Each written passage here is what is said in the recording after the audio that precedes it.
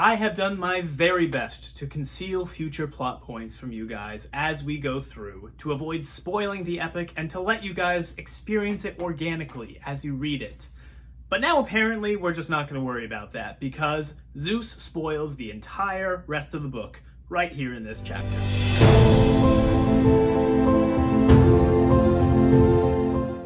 Hello and welcome, or welcome back. Today we are reading the Great Books of Western Civilization, beginning with the Iliad. As always, I'm reading from the Robert Fagles translation. This is Book 15. Zeus awakens to find the Greek forces routing the Trojans and Hector nearly dead.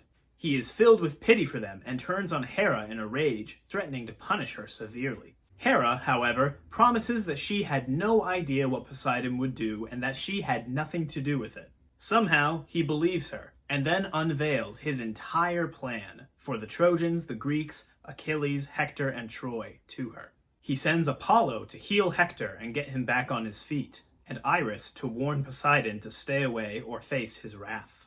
After a brief argument, Poseidon complies, returning the battle to how it was before Hera's intervention. Hera and the rest of the gods and goddesses on Olympus then lament their situation as helpless bystanders as they watch the war tear apart friend and foe alike below. Hector's armies push further into the Greek camp, forcing them to have to fight from the decks of their ships. Ajax continues to fight Hector alone at his ship with all of his soldiers, as Patroclus runs to Achilles' tent to try to convince him to join the fighting. Zeus watches and waits, intending to turn the tide of the battle just as soon as one of the ships catches fire. Zeus describes what Hera's punishment was the first time she pulled something like this in frightening detail. This is the exact same incident that Sleep was telling us about in the previous chapter. At first I was surprised that she was willing to do it again, until I realized that Hera had no intention at all of suffering those consequences again. Look at when she defends herself. Her eyes wide, deer in the headlights expression, Queen Hera shuddered before his thunder, protesting, swearing oaths. Never by will of mine did the god of earthquakes wreak havoc. I'd be the first to counsel him to take your lead. However, prior to this lie, Zeus accuses her of treachery.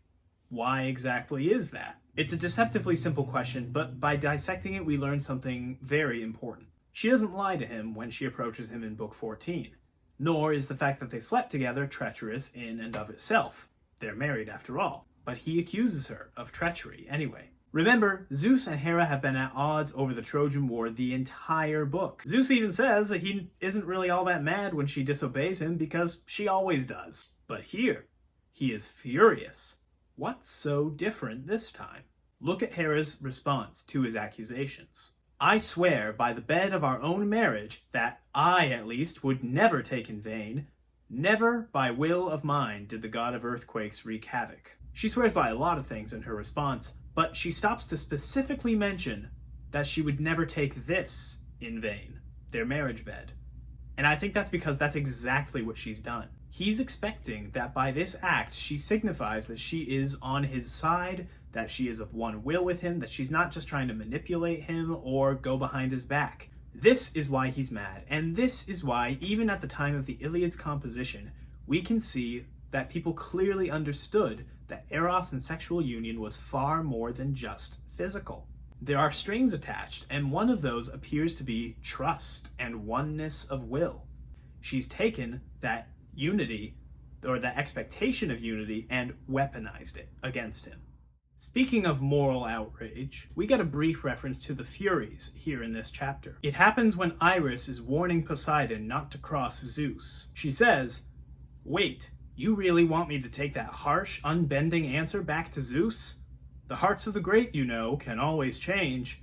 You know how the Furies always stand by older brothers." She's referring to Zeus in that last line because Zeus is Poseidon's older brother.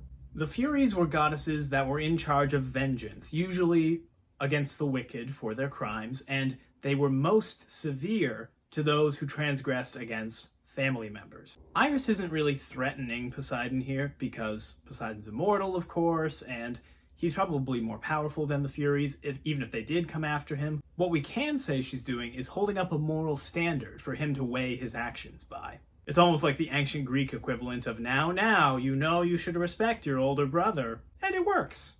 With a bit of flattery. Anyways, the Furies return time and again throughout Greek literature, and so it's important for us to know who they are. I've spoken before about how the Greeks were terrified, generally, of being thought of as cowards in battle. In this chapter, we learn that this is not just for the sake of gloating, or even for the sake of glory. Ajax reveals that this shame, and sometimes heckling, serves a very important purpose. Be men, my friends. Discipline fill your hearts. Dread what comrades say of you here in bloody combat. When men dread that, more men come through alive. When soldiers break and run, goodbye glory, goodbye all defenses. This is counterintuitive to our ears, but shame serves a good purpose here on the battlefield, as far as it helps the men to fight better. There are limits to this, even for the ancient Greeks, but on the whole, it helped them be better soldiers. When Zeus finally unveils his plan, he shares with Hera that Sarpedon, his son, will be killed by Patroclus. This ought to be surprising, seeing how we've seen Zeus save his son Sarpedon time and again from certain death, and we can also see in this chapter just how much the gods love their children. Look at Ares when he learns that his son has been cut down in the fighting. Now, you gods of Olympus, who could blame me now if I descend on Achaea's ships to avenge my son? Even if fate will crush me, striking me down with the thunderbolt of Zeus. The only thing that stops him is Athena. Maniac, out of your senses.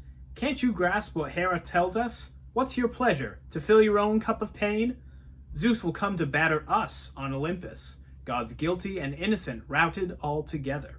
It's the threat of Zeus's punishment, not just on him, but on everyone, that prevents him from acting. So, what is it for Zeus that prevents him from saving his son? Well, we've established that there are several things that are stronger than Zeus. One of them is fate. Zeus has to obey fate. He can only really delay the inevitable. He can't actually avoid it altogether. If that's the case, though, we haven't been told of any prophecy in which Sarpedon has to die. Maybe if Sarpedon wasn't killed by Patroclus, Patroclus would not gain enough glory to give to Hector to then give to Achilles in order for Thetis' prayer to come true. We'd have to use some sort of unit to measure glory, I guess, in order to be sure about that one. Metric system has that, right? There's something else that might explain this. Zeus says something very odd after telling Hera his entire plan.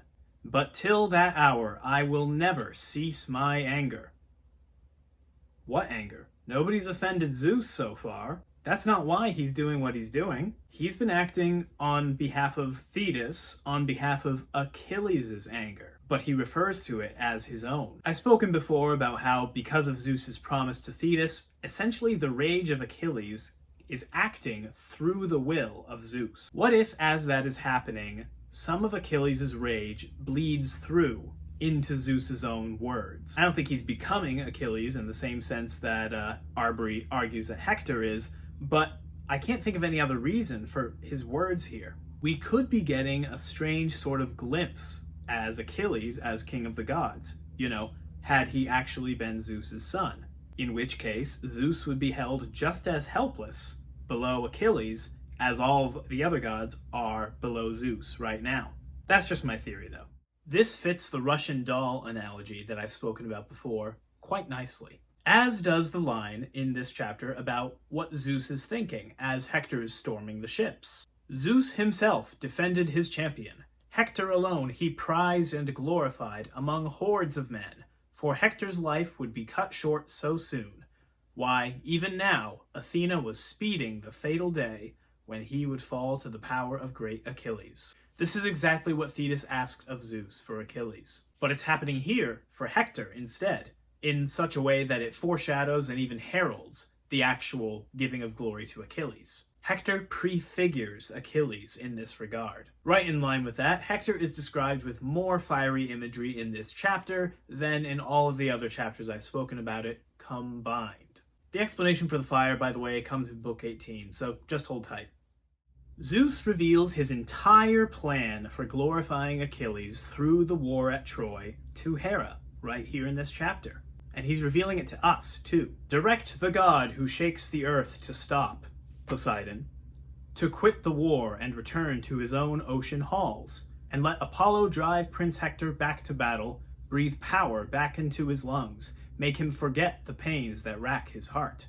Let him whip the Achaeans in headlong panic rout, back on the oar-swept ships of Peleus' son Achilles. No real surprises yet, we had pretty much expected this. And he He will launch his comrade Patroclus into action, and glorious Hector will cut him down with a spear in front of Troy, once Patroclus has slaughtered whole battalions of strong young fighting men, and among them all, my shining son Sarpedon. But then, enraged for Patroclus, brilliant Achilles will bring Prince Hector down, and then, from that day on, I'll turn the tide of war. Back the fighting goes, no stopping it, ever, all the way till Achaean armies seize the heights of Troy. But till that hour I will never cease my anger, not till Achilles' prayer has been fulfilled. So I bowed my head in assent. That day the goddess Thetis clutched my knees. Whoa. There it is, the whole plan. Some of it has been foreshadowed and hinted at in previous chapters, but here it all gets confirmed. Patroclus is going to end up following Nestor's advice. He's going to dress up as Achilles and go out to the fighting, and he will die doing so. That's how the armies will end up fighting over his body, as Zeus tells us they will in Book 8.